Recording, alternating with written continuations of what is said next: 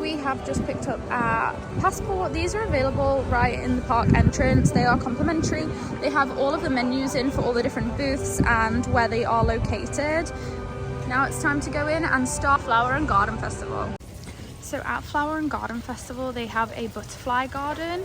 So this is also included in your park admission, but you can just enter in and see lots of different species of butterflies. Oh, there's one right there. Oh my gosh. And they have signs all around talking about each different one and like the plants that they tend to like gravitate towards, everything like that. Oh look, they're all just starting to wake up.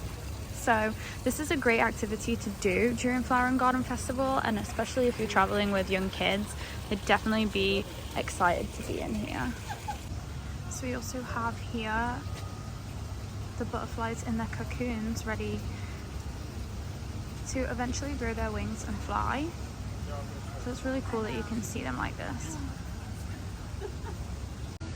They also have really informational signs around the entire butterfly enclosure. So this one teaches you how to make your own butterfly habitat, and then there's ones over here about how the process of turning into a butterfly works, which I think is really great.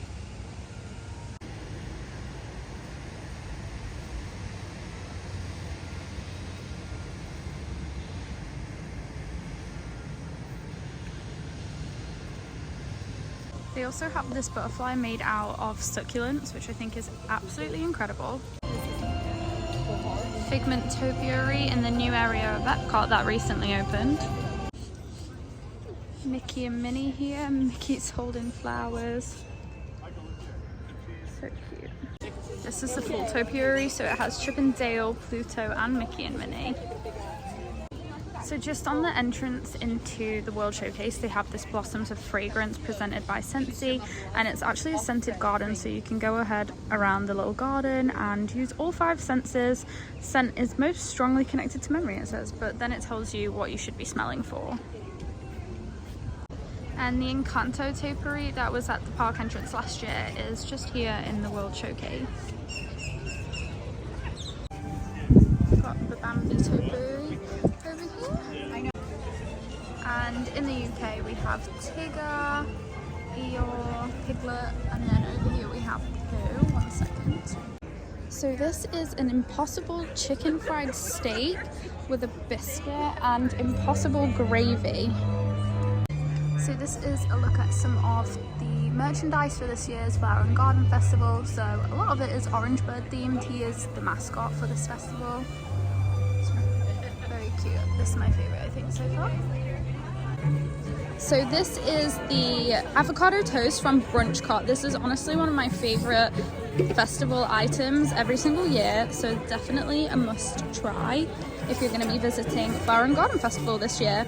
So it's bread with avocado smashed, and then tomatoes, breadcrumbs, and cheese. This is a peach Bellini, so they have 2 options. They have this one that comes with Prosecco, and then they have the exact same drink with sparkling apple or sparkling peach cider instead, non-alcoholic cider. Here are the Elsa and Anna topiary, so they are outside of Norway, which is where the Frozen ride is as well. Brand new this year, we have Miguel and Dante as a topiary with all these gorgeous orange flowers. This is outside the Odyssey Pavilion. Right by Guardians, we have Donald, and he's got a little bee on his head. We found the brand new Groot topiary. So it is near Guardians of the Galaxy, but the backdrop is actually Mission Space, so it's like in the middle there if you're trying to find it.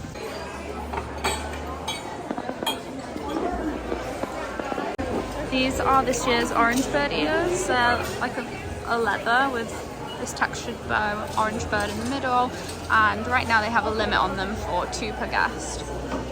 Some annual pass holder exclusive items. So we've got this little pin here.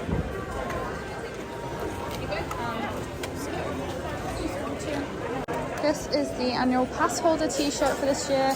It's very, very cute actually. Do that. Oh, now this last flight. Thank you so much. Got this goofy topiary here. It's gorgeous. delicious flowers.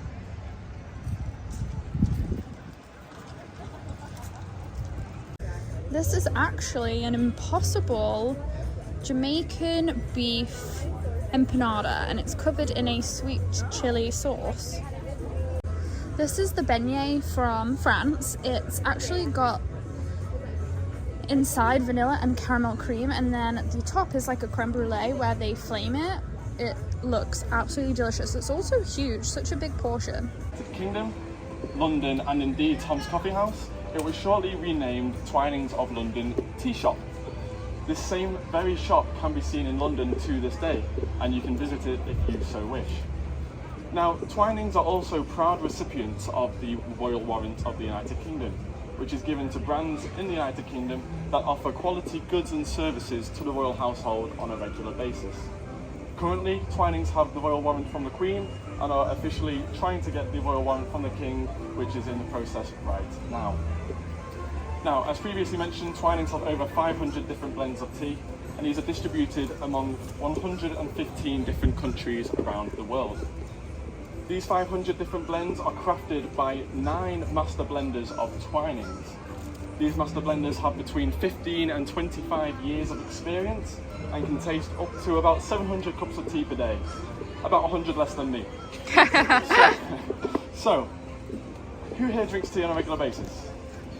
Brilliant, fantastic. So, I know one person that would love to hear that, and that is Mr. Stephen Twining himself. He is the 10th generation member of the Twining family, and he is the current global ambassador for tea for Twinings. And if you're lucky enough, sometimes he meets here at Epcot in the tea paddy. Now, if you just want to follow me just a little bit closer. However, this features the Assam, which is a variant of the Camellia sinensis. This tea is a classic combination of chocolate and tea, and is therefore regarded as a luxurious dessert blend. The two main ingredients to this tea are the cacao and the hazelnut. The cacao originated in Mesoamerica and was first cultivated by the Aztecs and the Mayans, and the hazelnut can be found in Asia and Europe. Now, while this tea is very sweet, as it is a luxurious dessert blend, the ingredients aren't naturally sweet, as the cacao is very bitter before it is picked and processed. Next, we move on to our final black tea here on display today, which is just behind you, which will be the Ultra Spice Chai. Now, this chai tea, allowing it to keep its green colour and fresh flavour. Now, the jasmine green tea is infused with real jasmine flowers, giving it the floral taste that we will see in the tea. Now, how is this achieved? Well, tea is very good at absorbing aromas, and it is naturally captures those aromas wherever it can. Therefore, with this tea, we layer jasmine flowers above the tea and allow the tea to naturally gather that aroma. So, for example, if I was to leave a tea bag in a cupboard with different herbs and spices overnight, I would not be surprised if that tea gathered that scent and smell, and of course flavour, and it was a peculiar taste the next morning. Now, speaking of peculiar taste in tea, I want to take us on to our next tea, which is the Japanese matcha. This is a brand new drink this year. It's from the United Kingdom Pavilion. You can get it from the little car outside, and it's called the Scottish Thistle. So it's a gin-based drink, and then it has lots of citrus flavours inside. So this is the 4 cheese pasta. This is available from Italy. All of the Italy food is always so good, so I'd definitely not skip this if you're going to be visiting Flower and Garden Festival. This is the Nitro Honey Mascarpone Cheesecake. This is from Swirled Showcase. Come on, give it to him. He got production, he got all outside what he got. Water, stove, he got monkey freaking, he got me down below. He holds you in his armchair, you can feel his disease. Come together, all right now.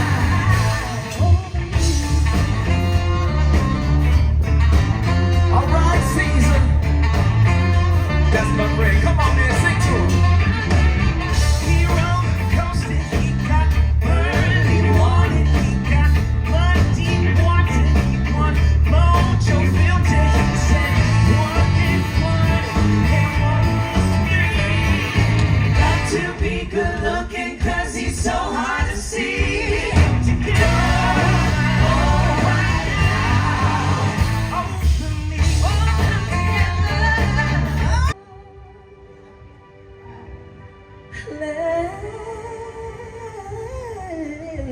be